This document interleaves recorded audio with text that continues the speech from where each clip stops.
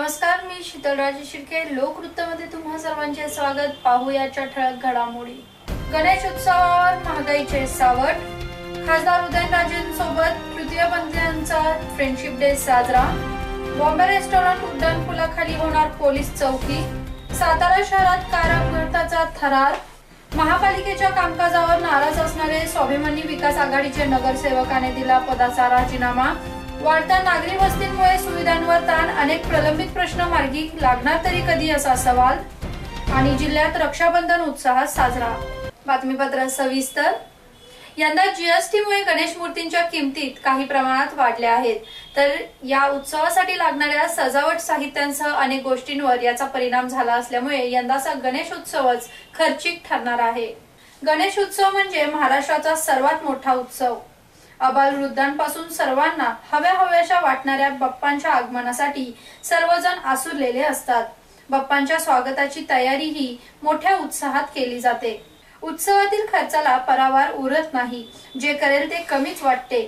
अशा या उत्सवाला यावर्षी मात्र आवर घालावा लागणार आहे, कारण जीएसटीचा फटका कमी अधिक प्रमाणात सर्वांना सहन करावा लागत आहे.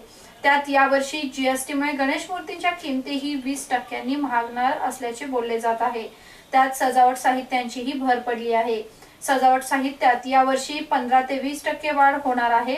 यावर्षी केवळ 1 महिना उरला असूनही अद्याप बाजारात आवश्यकतेनुसार सजावट साहित्य उपलब्ध होऊ शकले नाही, कारण ज्या व्यापाऱ्यांचा जीएसटी नंबर आहे त्यांचाच माल ट्रान्सपोर्ट होत आहे. त्यामुळे सजावट साहित्यांचे मार्केटमधील 25% व्यवसायावर त्याचा परिणाम जाणवू लागला आहे. जगभरात एकीकडे सर्वत्र मित्रमैत्रिणींच्या फ्रेंडशिप डे ला उधाण आले असताना सातारा नगरपालिकेच्या मंगल कार्यालयामध्ये देशातील पहिला तृतीयपंथीयांचा फ्रेंडशिप डे साजरा झाला आणि या कार्यक्रमाला चक्क खासदार श्रीमंत छत्रपती उदयनराजे भोसले यांनी हजेरी लावल्यामुळे वातावरण थोडे भावनिक झाले. नगरपालिकेच्या मंगल कार्यालयामध्ये झालेल्या या कार्यक्रमामध्ये तृतीयपंथीयांनी राष्ट्रगीताचे गायन केले, तसेच देशप्रेमाचे धडे दिले. खासदार उदयनराजे यांनी या अनोख्या कार्यक्रमात एंट्री केल्याने वातावरणात एक चैतन्य निर्माण झाले. त्यांनी सर्व तृतीयपंथीयांना फ्रेंडशिप डेच्या शुभेच्छा दिल्या. यावेळी खासदार उदयनराजे म्हणाले, राष्ट्रगीताच्या प्रत्येक शब्दाचे अनुकरण केले पाहिजे. सर्वांना जगण्याचा अधिकार असला पाहिजे. या भावनेतून हा अनोखा फ्रेंडशिप डे साजरा केला व या सर्वांना प्रेम दिल्याचा आनंद त्यांना होत आहे, असे त्यांनी म्हटले आहे. या कार्यक्रमाला उपस्थित तृतीयपंथीयांना खासदार उदयनराजेंच्या हस्ते भेटवस्तू देण्यात आल्या. कार्यक्रमासाठी नाशिक, पुणे, बारामती, सातारा व कराड तृतीयपंथी मोठ्या संख्येने उपस्थित होते. गेल्या काही वर्षांपासून कृष्णानगर परिसरात सातत्याने गुन्हेगारीच्या घटना वाढतच आहेत. त्यामुळे याला पायबंद घालण्यासाठी बॉम्बे रेस्टॉरंट पुलाखाली पोलीस चौकी उभारण्यात येणार आहे. कृष्णानगर खेड परिसरात अतिसंवेदनशील म्हणून ओळखला जात आहे. या परिसरातून महामार्ग गेल्यामुळे अनेक छोटे मोठे व्यवसाय या ठिकाणी कार्यरत झाले आहेत. याचाच फायदा घेऊन काही जण या ठिकाणी अवैध व्यवसायाला खतपाणी घालत आहेत. रात्री अपरात्री या ठिकाणाहून प्रवास करणाऱ्या नागरिकांनाही लुटण्याच्या घटना यापूर्वी अनेकदा घडल्या आहेत. त्यातच या परिसरात खासगी सावकारीचे लोणही वाढले असल्याने या परिसरात पोलीस चौकी होणे गरजेचे होते. पोलीस अधीक्षक संदीप पाटील यांनी या सर्व बाबींचा विचार करून बॉम्बे रेस्टॉरंट चौकातील उड्डाणपुलाखाली पोलीस चौकी उभारण्याचा निर्णय घेतला. दुपारी काही जणांनी तेथे जाऊन प्रस्तावित पोलीस चौकीच्या जागेची पाहणी केली. येत्या काही दिवसात या ठिकाणी पोलीस चौकी उभारली जाणार आहे. त्यामुळे गुन्हेगारी आटोक्यात येणार आहे. साताऱ्यातील जुन्या आरटीओ चौकात दुपारी भरधाव वेगाने आलेली कार झाडाला धडकून पुन्हा वीज खांबावर आदळली. या थरारामुळे परिसरातील नागरिकांचा अक्षरशः थरकाप उडाला. याबाबत अधिक माहिती अशी की दुपारी 4 वाजण्याच्या सुमारास हा भीषण अपघात झाला. कारमध्ये प्राथमिक माहितीनुसार 2 जण होते. अपघातात त्यांना किरकोळ दुखापत झाली असल्याचे समोर येत आहे. कार भरधाव वेगात असल्याने वाहन चालकाला अंदाज लागला नाही. त्यामुळे कार सुरुवातीला वीजच्या पोलला धडकली. त्यामुळे अपघाताचा मोठा आवाज झाला. कार वेगामध्ये असल्याने वीजचा पोल वाकला असून पुढे ती झाडाला जाऊन आदळली. अपघात झाल्यानंतर एअरबॅगमुळे कारमधील चालक व अन्य कोणाला दुखापत झाली नाही. कारचा मात्र अक्षरशः चक्काचूर झाला आहे. सांगली येथील नगरसेवक गौतम भैया पवार यांनी महापालिकेच्या कामगिरीवर नाराजी व्यक्त करत नगरसेवक पदाचा राजीनामा दिला. त्यांनी राजीनामा दिल्याने सांगलीत एकच खळबळ माजली आहे. सांगली महापालिकेने दारूसाठी रस्ते हस्तांतर करण्याच्या हालचाली सुरू केल्या असून अनेक नगरसेवक यामध्ये गुंतले आहेत. एकीकडे जिल्हाभर दारू विरोधात लोण पेटले असताना दुसरीकडे सांगली महापालिकेचे काही नगरसेवक दारूसाठी रस्ते हस्तांतर करण्यासाठी धडपडत आहेत. यावरून गौतम पवार यांनी नाराजी व्यक्त करीत आपल्या नगरसेवक पदाचा राजीनामा दिला. स्वाभिमानीचे गटनेते जगन्नाथ ठोकळे यांच्याकडे गौतम पवार यांनी राजीनामा सादर केला आहे. दारूसाठी रस्ते हस्तांतर होणार असेल तर अशा सभागृहात मला बसण्याची इच्छा नाही, अशी भावना गौतम पवार यांनी व्यक्त केली. रस्ते हस्तांतरणाच्या बैठकीचा महापौरांनी धडाका लावला असून नगरसेवकांना महापौर आर्थिक आमिष दाखवत असून महापौरांनी आपल्या कार्यालयात बसून तडजोडी सुरू केल्या असल्याचा आरोपही गौतम पवार यांनी केला आहे.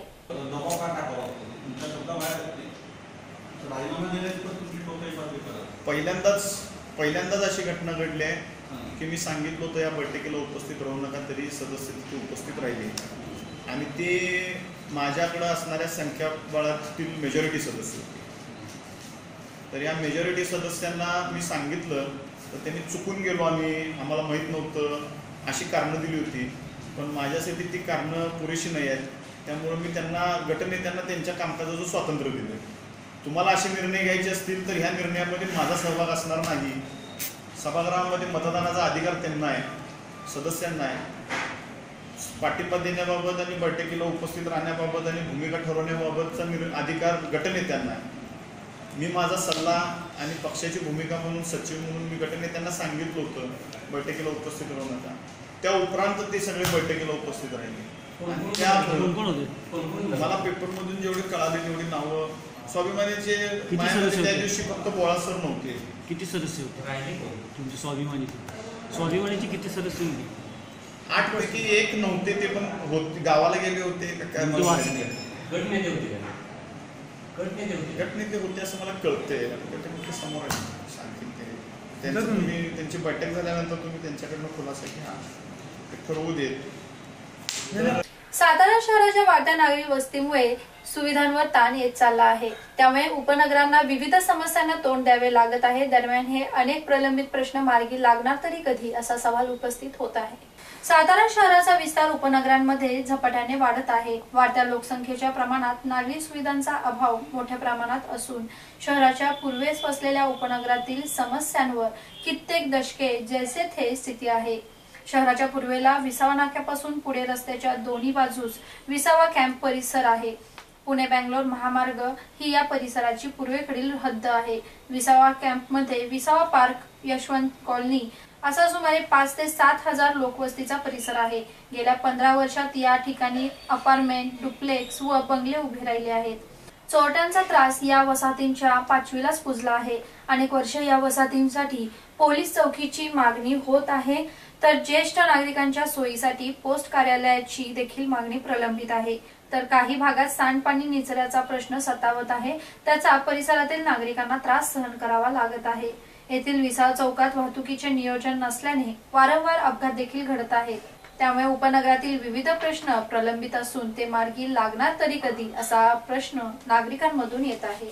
भावा बहिणीचे अतूट नाते जपणारा सण म्हणजे रक्षाबंधन हा संपूर्ण सातारा जिल्ह्यात उत्साहात साजरा करण्यात आला. भावाला राखी बांधून व बहिणीची रक्षा करेन असे वचन भावाने देऊन हा सण आनंदी वातावरणात साजरा झाला. हिंदू संस्कृतीनुसार श्रावण पौर्णिमेला रक्षाबंधनाचा सण साजरा केला जातो. उत्तर भारतात हा सण राखी म्हणून प्रसिद्ध आहे. या दिवशी बहीण आपल्या भावाच्या उजव्या हाताच्या मनगटावर राखी बांधून भावास दीर्घ आयुष्य व सुख लाभो अशी प्रार्थना करते. तर पुरातन काळात जेव्हा स्त्री स्वतःच असुरक्षित जाणते तेव्हा ती अशी व्यक्तीस राखी बांधून भाऊ मानते जो तिची रक्षा करेल. दरम्यान जिल्ह्यात देखील हा सण उत्साहात साजरा करण्यात आला. प्रत्येक बहीण भावाच्या चेहऱ्यावर यावेळी वेगळाच आनंद पाहायला मिळाला.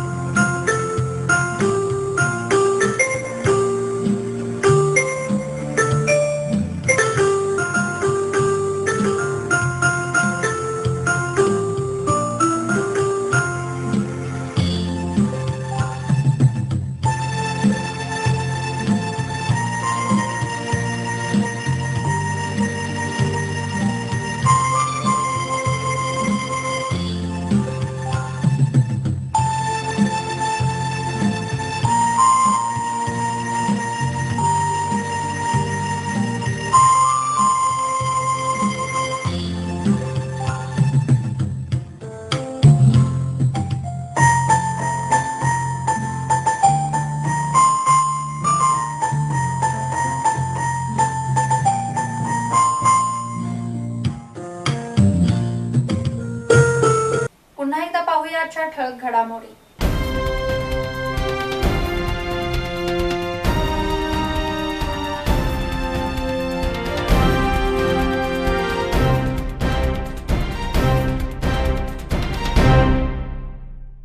नमस्कार, मी शीतलराजे शिर्के. लोकवृत्तमध्ये तुम्हा सर्वांचे स्वागत. पाहूयाच्या ठळक घडामोडी.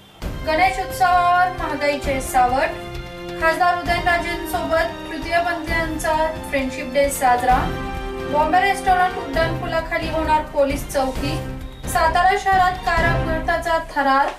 महापालिकेच्या कामकाजावर नाराज असणारे स्वाभिमानी विकास आघाडीचे नगरसेवकाने दिला पदाचा राजीनामा.